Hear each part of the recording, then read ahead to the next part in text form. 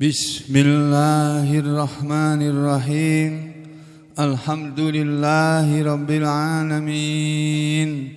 Wassalatu wassalamu ala rasulillah wa ala alihi thahirina ajma'in. Amma ba'du ayyuhan nas, ittaqullaha mastata'tum wasma'u wa athi'u la'allakum turhamun. Para muslimin rahimakumullah, kita lanjutkan tafsir surah Shad, surat yang ke-38, ayat berikutnya ayat yang ke-44. A'udzu billahi minasy syaithanir rajim. Wa khudh biyadika dirsan fadrib bihi wa la tahnas inna wajadnahu sabira ni'mal abdu innahu awwab.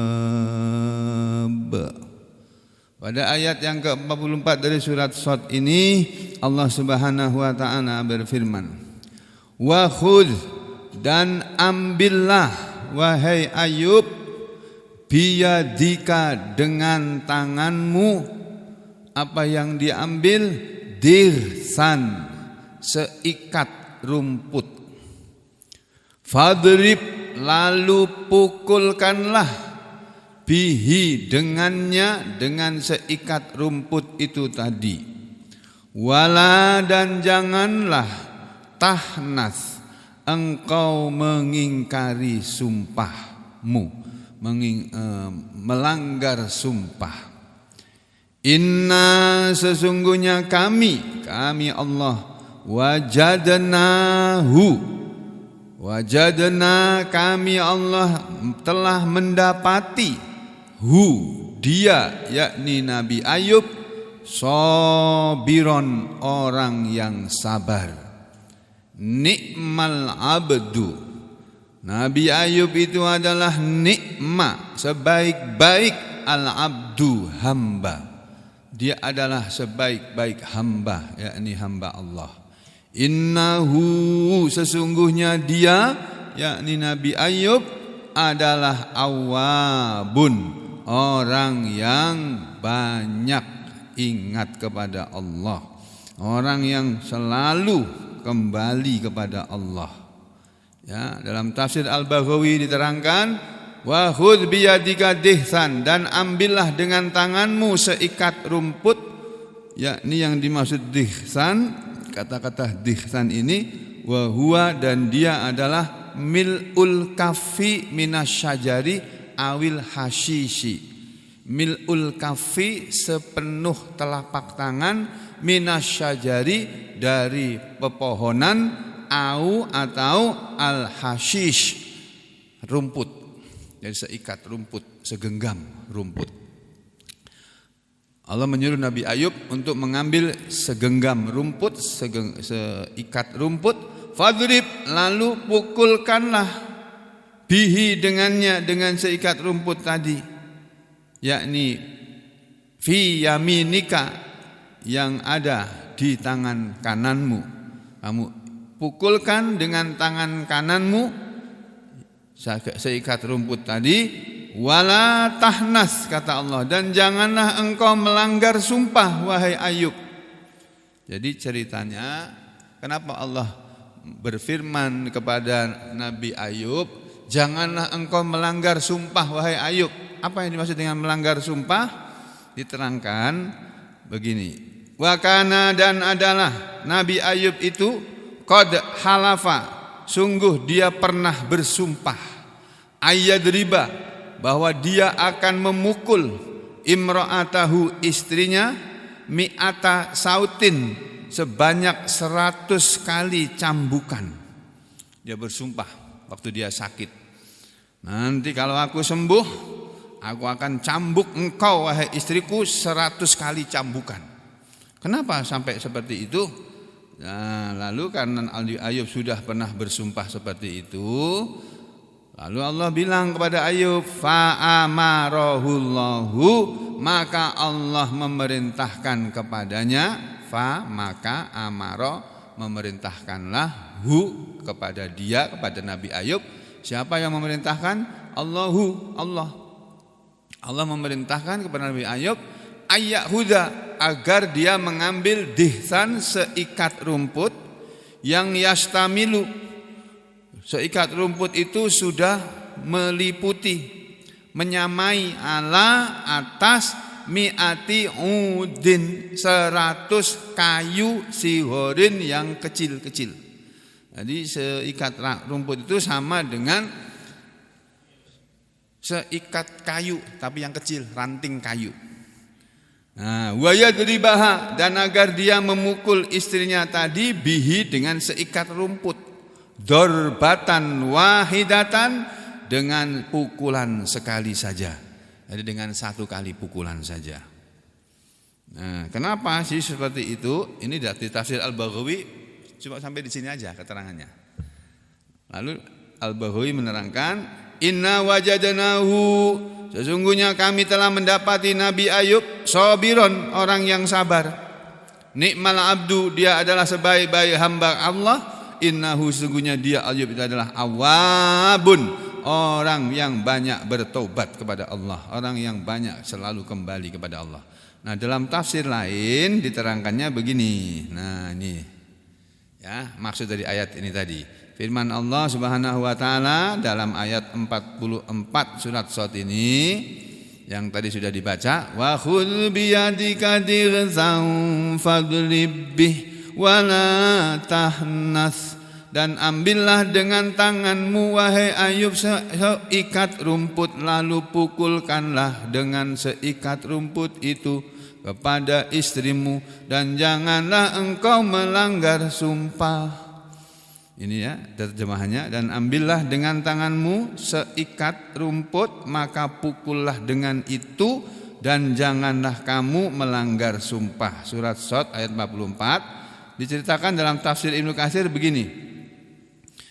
Kenapa Allah menyuruh Nabi Ayub mencari seikat rumput lalu memukulkan seikat rumput tadi kepada istrinya? Diceritakan yang demikian itu karena Nabi Ayub alaihissalam pernah marah kepada istrinya. Marahnya kenapa? Beliau merasa tidak enak kepada istrinya disebabkan suatu perbuatan yang telah dilakukan istrinya. Bagaimana itu? Perbuatan apa yang dilakukan oleh istrinya kok sampai Nabi Ayub bersumpah akan mencambuk istrinya 100 kali? Menurut suatu riwayat, menurut suatu pendapat ya, yang berdasarkan riwayat, istri Nabi Ayub pernah menjual rambut kepangannya. Istri Nabi kok sampai menjual rambut itu, jengkel Nabi Ayub. Ya. Lalu menukarnya dengan roti untuk makan Nabi Ayub. Ini tanpa sepengetahuan Nabi Ayub. Bingung dia, cari pekerjaan sana kemari nggak dapat. Akhirnya dia jualan rambut, dipotong rambutnya, kepangannya. Nggak tahu kayak apa sih kepangannya istri Nabi Ayub itu ya. Orang zaman dulu mungkin mengepang rambutnya itu 2 kepangan gitu ya, di belakang ini, terus dipotonglah yang 1 kepang itu. Rambut dijual kepada orang yang memerlukan rambut, dapat duit lalu beli makanan dikasihkan kepada Nabi Ayub.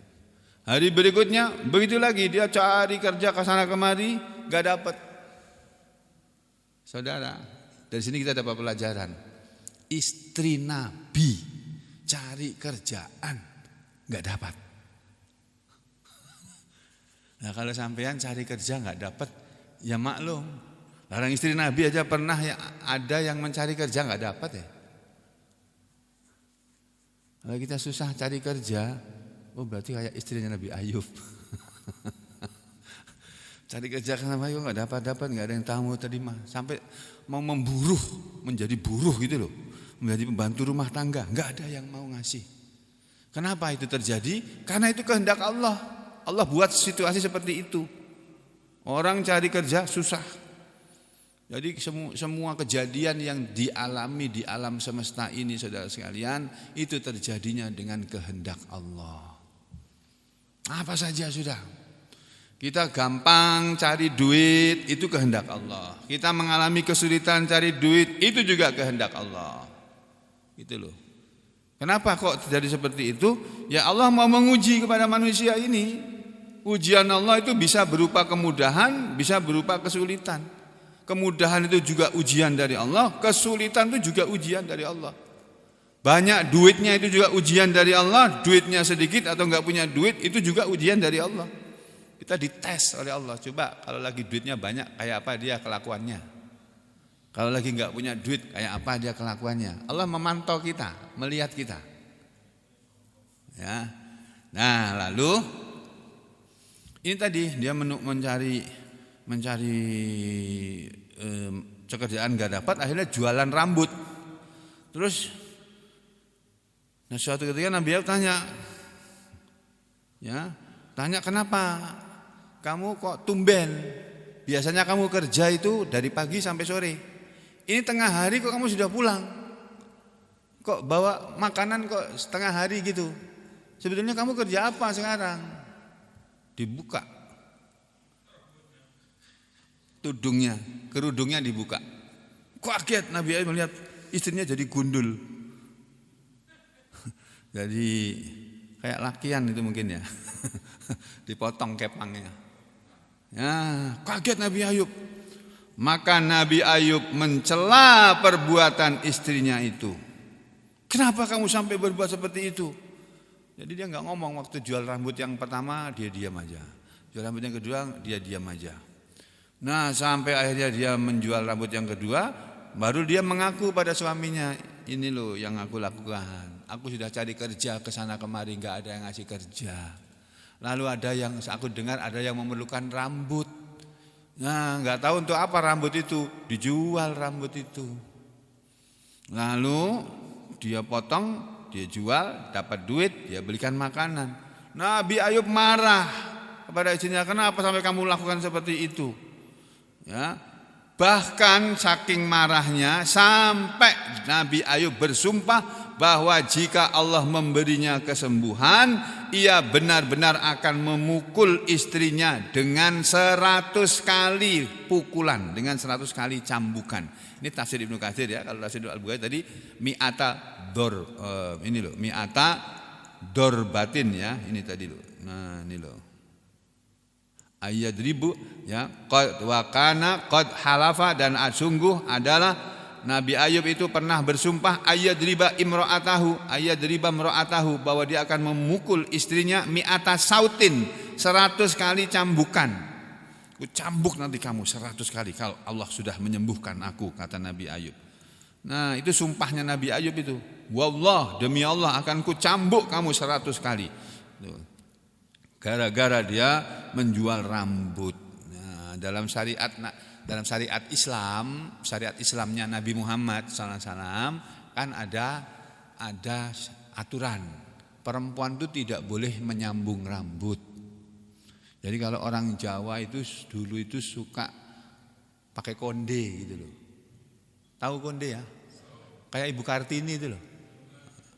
Nah, kondenya itu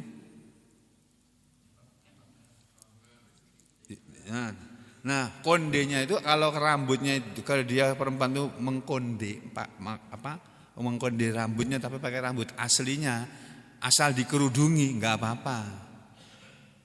Nah, kalau rambutnya itu kemudian sambungan, jadi pakai orang Jawa bilang cemoro. Rambut sambungan itu tidak boleh. Rambut palsu itu loh. Makanya dalam syariat Nabi Muhammad SAW memakai rambut palsu itu tidak boleh. Berlaku untuk laki-laki maupun perempuan. Ya, tidak boleh. Nah, ini dulu Nabi Ayub marah sama istrinya gara-gara seperti itu.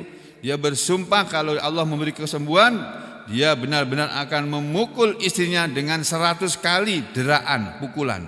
Menurut pendapat yang lainnya lagi, penyebabnya Nabi Ayub marah bukan karena istrinya menjual rambut, ya. Penyebab lainnya adalah selain itu, ya. Ada riwayat yang lain.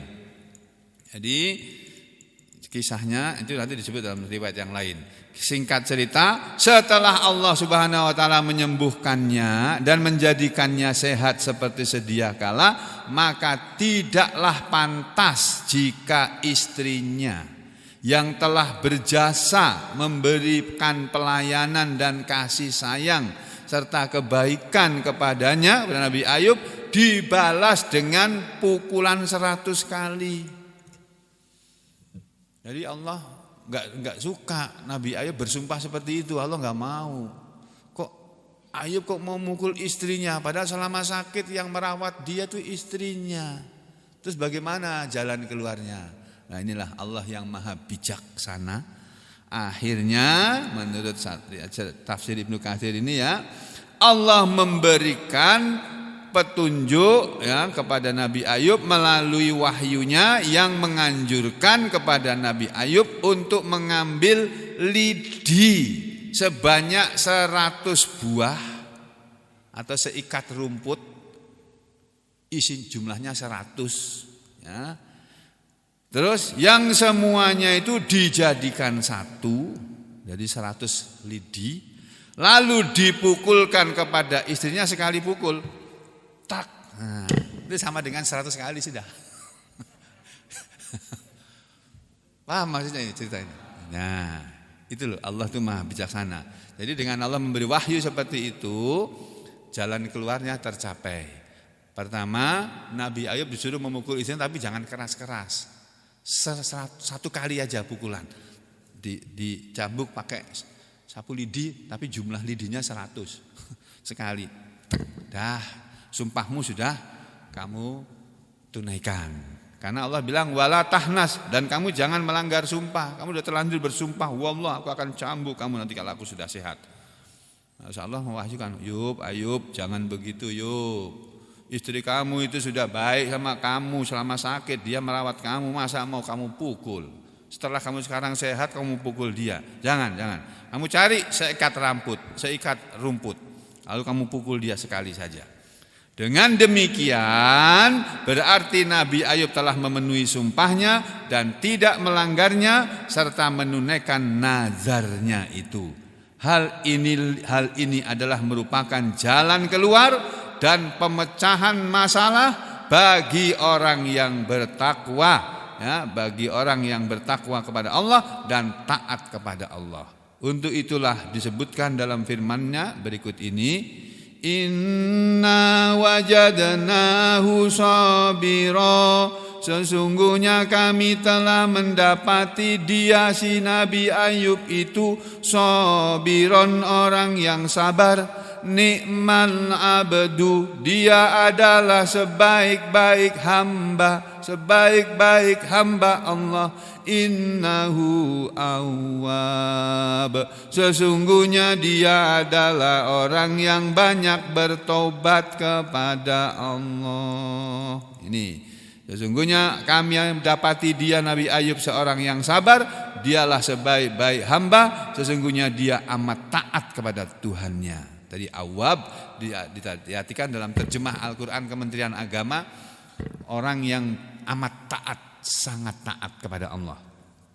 Allah Subhanahu wa taala memuji dan menyanjung hambanya, yakni Nabi Ayub ini, bahwa dia adalah ni'mal abdu, sebaik-baik hamba, innahu awwab, sesungguhnya dia adalah orang yang sangat taat kepada Allah Tuhannya, atau orang yang banyak bertobat kepada Allah. Yakni banyak yang namanya awab, kata Ibnu Katsir, yakni orang yang banyak kembali dan mengadu kepada Allah Subhanahu wa taala. Nah, gitu loh Pak. Jadi dari hati ini kita diberi pelajaran oleh Allah. Kalau saudara ingat ayat-ayat yang kemarin-kemarin itu, ya, dalam Al-Qur'an ini, mana ini? Al-Qur'an. Nah, ini nih.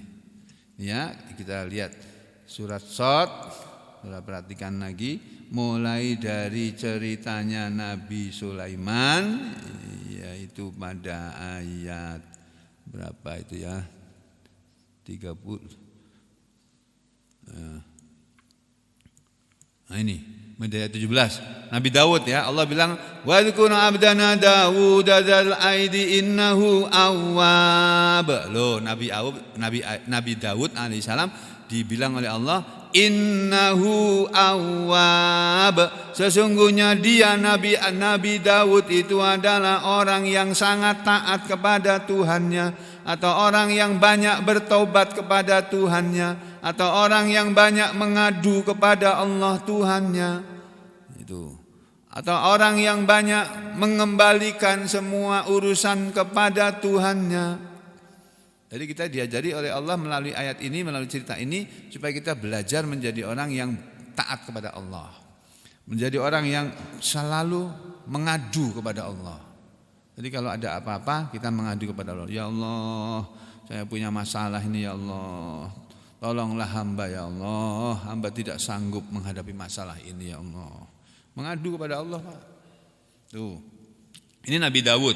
Kemudian di belakangnya setelah Nabi Daud, Allah bercerita tentang Nabi Sulaiman. Mana ini Nabi Sulaiman diceritakan oleh Allah di ayat yang ke 30 ya. Ini. Wa wahabna li Dawud Sulaiman, dan kami telah memberi kepada Nabi Daud Sulaiman anaknya, anak laki-lakinya yang bernama Sulaiman. Ni'mal abdu, Sulaiman itu adalah sebaik-baik hamba Allah. Innahu awwab, sesungguhnya Sulaiman itu adalah orang yang banyak kembali kepada Allah, banyak bertobat kepada Allah. Nih ya, Nabi Sulaiman juga awwab. Lalu Allah bercerita setelah itu tentang Nabi Ayub di ayat 41 ini. Wadhkur abdana Ayyub, dan ingatlah hamba kami yang bernama Ayyub, wahai Muhammad. Idnada rabbahu, ketika dia menyeru kepada Tuhannya, ketika dia berdoa kepada Tuhannya, anni massaniya syaitanu binusbi wa adab, bahwasanya aku ini wahai Allah telah mengenai aku setan dengan kepayahan dan siksaan. Aku menderita ini karena gangguan setan. Nah, terus Allah menyuruh Nabi Ayub untuk sembuh dari penyakitnya dengan cara urkud birijlika hada mughtasalum baridu wa syarab. Pukulkanlah dengan kakimu, inilah tempat untuk mandi, airnya dingin, dan air ini sebagai minuman untuk obatmu. Jadi berobat dengan mandi ada dalam Al-Quran. Berobat dengan minum air ada dalam Al-Quran. Makanya Nabi mengajari kepada kita, kalau kamu minum air Zam-Zam, air Zam-Zam itu ma'u Zam-Zam 5 syuribalahu, kata Nabi. Air Zam-Zam itu untuk apa? Untuk diminum sesuai dengan apa yang orang itu menginginkan. Artinya kalau kita mau minum air Zam-Zam, kita berdoa. Kita perlu apa? Kita mau apa? Kepingin apa? Berdoa dulu. Kalau kepingin sembuh, berdoa dulu, ya Allah, saya kepingin sembuh ya Allah, tolong sembuhkan aku ya Allah. Aku mau minum air Zam-Zam ini. Bismillahirrahmanirrahim. Nah, minum. Kayak gitu loh, Pak. Nah, demikian juga air. Nah, air kan di sini disampaikan banyak orang jualan air ya. Ada ya yang jualan air untuk obat ya? Ada ya? Nah, kira-kira mereka meniru ini. Tapi kalau orangnya enggak seperti Nabi Ayub ya enggak ada sembuh-sembuh juga.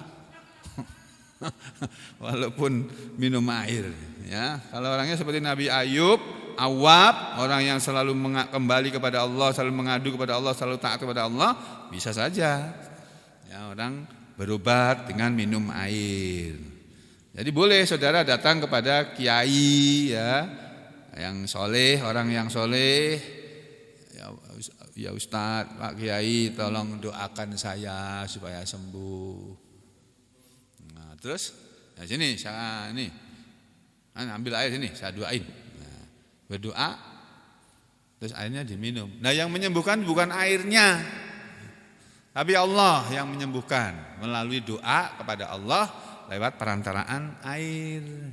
Demikian juga kalau kita sakit, kita berobat, lalu menjadi enak dengan minum obat, ketahuilah bahwa kita menjadi enak badannya dengan minum obat itu bukan karena obatnya, tapi karena Allah yang mengizinkan kita menjadi enak badannya setelah minum obat itu.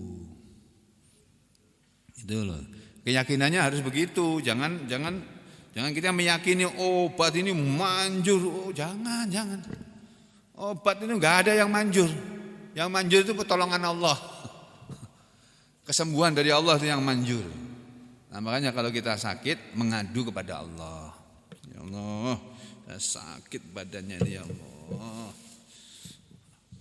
Nabi mengajari, letakkan tangan kananmu di tempat yang sakit, lalu berucapkanlah bismillah, bismillah, bismillah. Ini kalau diri kita sendiri. A'udzu bi'izzatillah wa qudratihi min syarri ma ajidu wa uhadiru. Aku berlindung kepada Allah dan aku berlindung dengan kekuasaan Allah, dan aku berlindung kepada Allah dan dengan kekuasaan Allah dari sesuatu yang aku takuti. Ya. Dan aku dapati ini. Hari ini aku sakit ini. Kita tahu kalau orang kena serangan jantung, ciri-cirinya itu nyeri di dada kiri sini, nyeri sekali. Aduh, kenapa dadaku tiba-tiba sakit sekali ini? Aduh, kenapa kayak gini?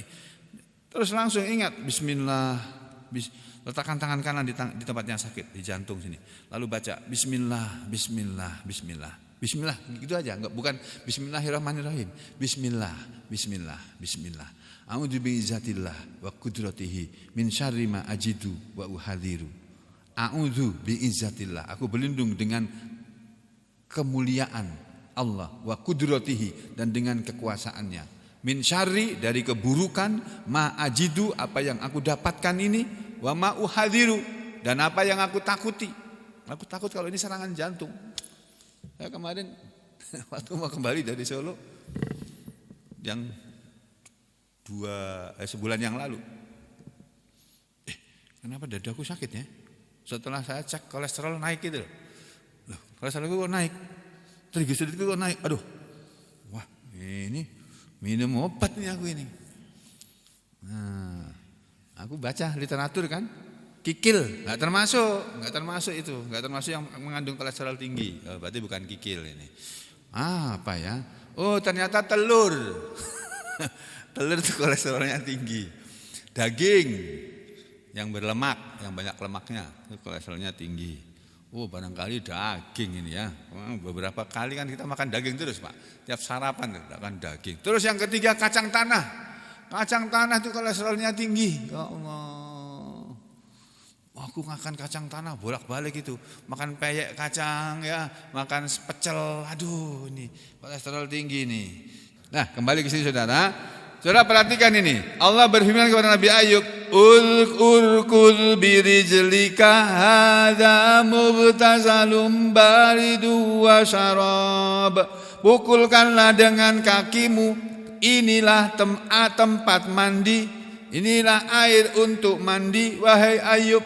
Baridun, air yang dingin, syarabun, dan ini adalah air sebagai minuman untuk kamu minum. Jadi dari ayat ini saudara, kita diberitahu oleh Allah bahwa untuk sembuh dari suatu penyakit kamu harus berikhtiar. Berikhtiar itu artinya berusaha. Berusaha mencari obat untuk sembuh. Berikhtiar mencari orang yang bisa dimintai tolong untuk mengobati sakitnya supaya sembuh. Nah di zaman Nabi Ayub dulu kira-kira nggak ada dokter, belum ada dokter itu kira-kira.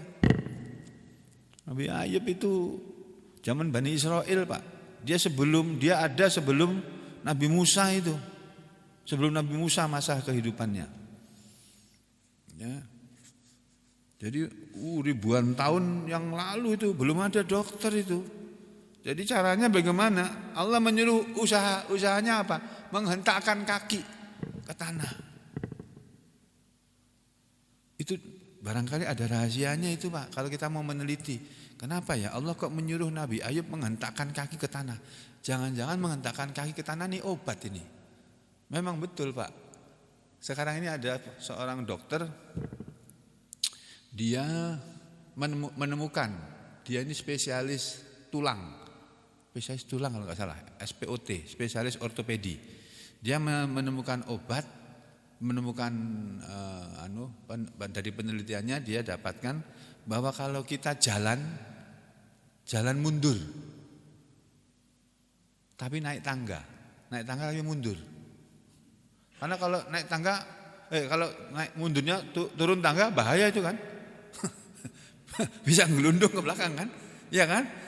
Dia pakai teknik naik, itu dengan tujuan ini tumit ini dihentakkan ke tangga tadi naik. Jadi jalannya mundur naik. Itu bisa mengobati nyeri-nyeri kaki. Pak Haji Baso bisa praktekkan itu nanti. Nyeri kaki, nyeri lutut. Itu. Jadi mungkin wallahu alam ini ya. Allah cuma bilang kepada Nabi Ayub, hentakkan kakimu ke tanah. Tapi yang nyuruh Allah dan yang melakukannya Nabi Pak.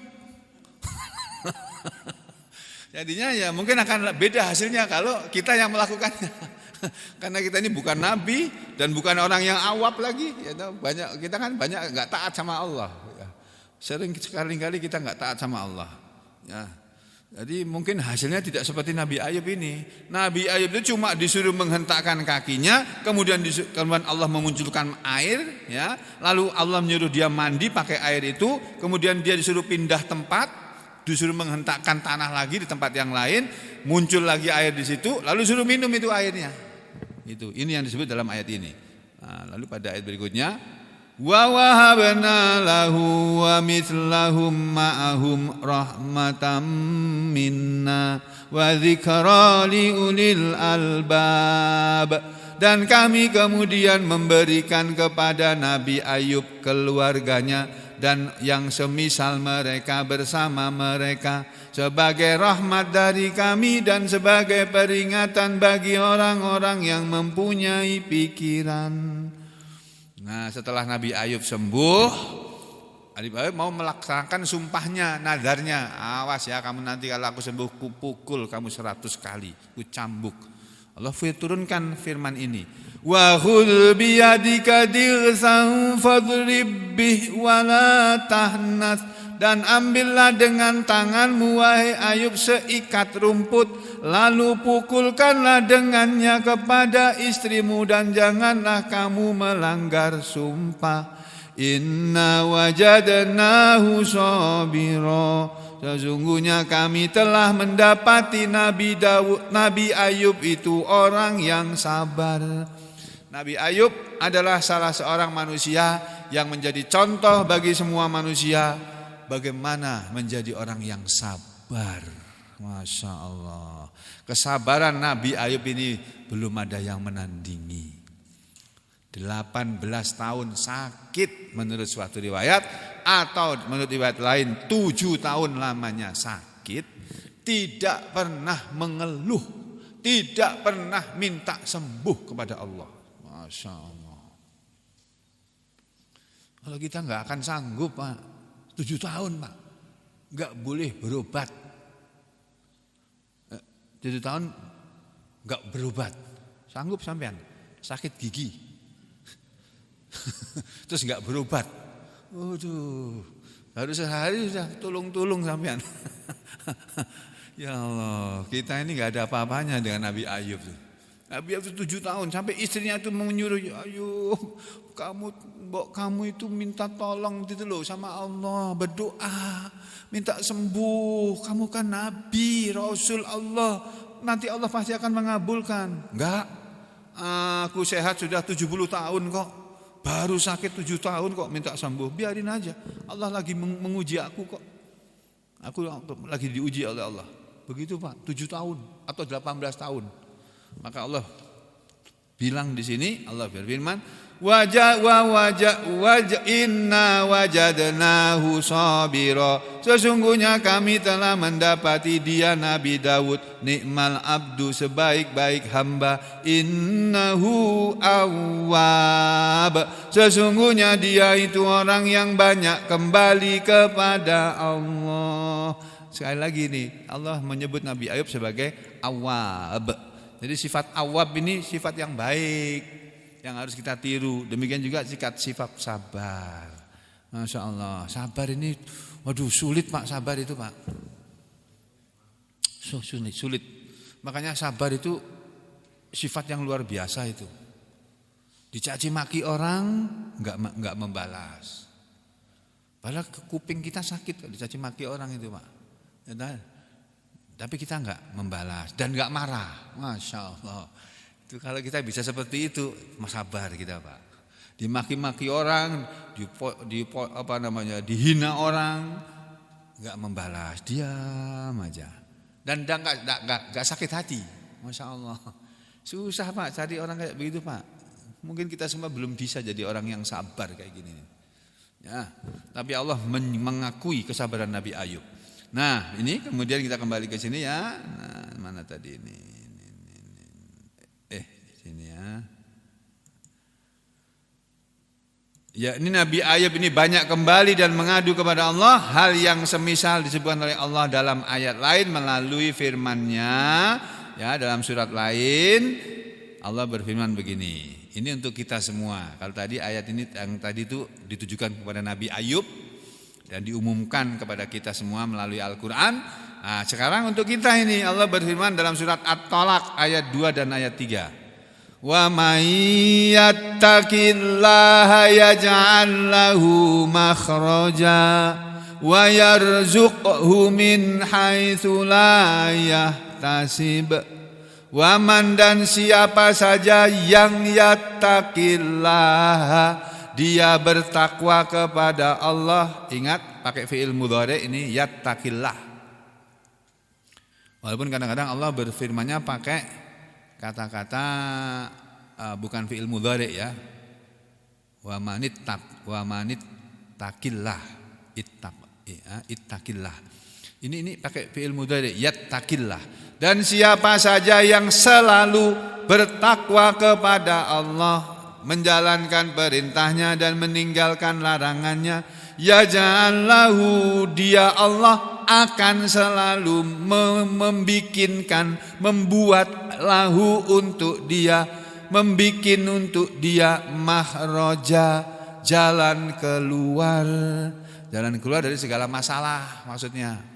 Kalau kita kepingin selalu mendapatkan jalan keluar dari segala masalah kita, ya caranya adalah bertakwa kepada Allah. Ini rumus dari Allah. Nah, ini di ilmu-ilmu fakultas-fakultas yang ada itu nggak ada kayak gini. Nah, bagaimana mengatasi wabah corona menimpa Indonesia ini? Takwa kepada Allah. Lah ini pemimpinnya enggak pada bertakwa kepada Allah, rakyatnya juga enggak bertakwa kepada Allah. Ya, corona menari-nari terus ya. Terbang terus sana kemari. Padahal Allah sudah bikin rumusnya ini. Apa betul sih pemimpin kita tidak bertakwa kepada Allah? Ya jelaslah tidak bertakwa kok. Orang baik-baik di penjara kok. Yang koruptor dibiarkan bebas gimana coba? Apa baik gitu? Masya Allah ya. Tapi Allah kasih rumus kepada kita. Wa may yattaqillaha yaj'al lahu makhraja. Dan siapa saja yang selalu bertakwa kepada Allah, Allah akan selalu membuatkan untuknya jalan keluar. Wa yarzuqhu, dan Allah akan selalu memberi rezeki kepadanya min haitsu la yahtasib, dari arah yang tidak dia sangka. Nih terjemahannya. Kementerian Agama ini yang menerjemahkan. Barang siapa yang bertakwa kepada Allah, niscaya dia Allah akan menjadikan baginya jalan keluar dan memberinya rezeki dari arah yang tiada disangka-sangkanya. Silakan saudara amalkan ayat ini. Bertakwa kepada Allah, jalankan perintah Allah, tinggalkan larangan Allah, lalu memohon pertolongan kepada Allah. Allah akan kasih pertolongan. Nanti dapat rezeki enggak disangka-sangka. Tiba-tiba ada orang datang bawa duit. Duit apa ini? Ini saya nyaur utang. Saya utang sama kamu dulu lama. Oh iya ya udah tahunan aku sampai lupa. Dikasih uang banyak sekali. Orang nyaur utang. Nah itu yang tidak disangka-sangka. Dikiranya sudah nggak bisa nyaur utang lagi. Datang. Misalnya kayak begitu. Atau yang lainnya lagi bisa. Allah itu tidak kurang jalan Pak untuk ngasih rezeki kepada hambanya. Karena rezeki itu ada di tangan Allah. Dalam genggaman Allah. Kalau Allah diminta dia pasti ngasih. Pasti ngasih tuh, nggak ada modelnya Allah diminta terus nggak mau ngasih tuh, nggak ada, pasti dikasih. Cuma masalahnya dikasihnya bisa cepet, bisa lambat, bisa nanti di akhirat. Jadi kalau saudara minta kepada Allah nggak dikasih-kasih sampai mati, nanti di akhirat baru dikasih. Hei geng, kamu dulu pernah minta uang 10 triliun kan? Nggak aku kabulkan nih sekarang di akhirat nih aku kasih nih. Kau pilih 10 triliun yang dulu dunia apa pilih yang ini? Oh jelas pilih yang ini ya Allah. Surga bersama kenikmatannya ya Allah. Nah, gitu loh Pak. Jadi kita minta kepada Allah tapi harus selalu husnudzon, bersangka baik kepada Allah. Jangan pernah suudzon kepada Allah. Allah itu tidak pernah jahat, tidak pernah buruk Allah itu. Allah itu selalu baik kepada manusia. Nah kadang-kadang manusianya yang tidak baik kepada Allah. Walaupun demikian, walaupun manusia tidak baik kepada Allah, Allah tidak segera menyiksa kepada manusia. Allah itu penyayang, ya, Raufur Rahim. Rauf itu tidak segera menyiksa hambanya. Orangnya berbuat dosa, berkali-kali berbuat dosa, oleh Allah dibiarkan aja, enggak diapa-apain. Ya, udah berkuasa lama, ya, berbuat dosa terus dalam kekuasaannya, oleh Allah dibiarkan kayak Fir'aun itu. Kalau Fir'aun itu bukan cuma 2 periode itu. Bukan cuma 3 periode itu, berperiode-periode itu selama dia hidup jadi raja itu. Dibiarkan aja oleh Allah, enggak pernah sakit Fir'aun itu, Masya Allah. Ya, jadi kalau saudara di dunia ini tidak pernah sakit, awas loh, jangan-jangan seperti Fir'aun sampean itu. Ya, jadi amal harus takut. Ya, sampai sini kita selesai cerita tentang Nabi Ayub. Nanti kita akan bercerita, akan kita dengar cerita Allah tentang Nabi Ibrahim, Nabi Ishak, Nabi Yakub dan yang lain-lainnya di belakangnya. Insya Allah. Aqulu qouli hadza astaghfirullah li wa lakum. Allahumma taqabbal minna innaka antas samiul alim wa tub alaina innaka antat tawwabur rahim. Wa sallallahu ala Muhammadin wa ala ali Muhammad walhamdulillahi rabbil alamin.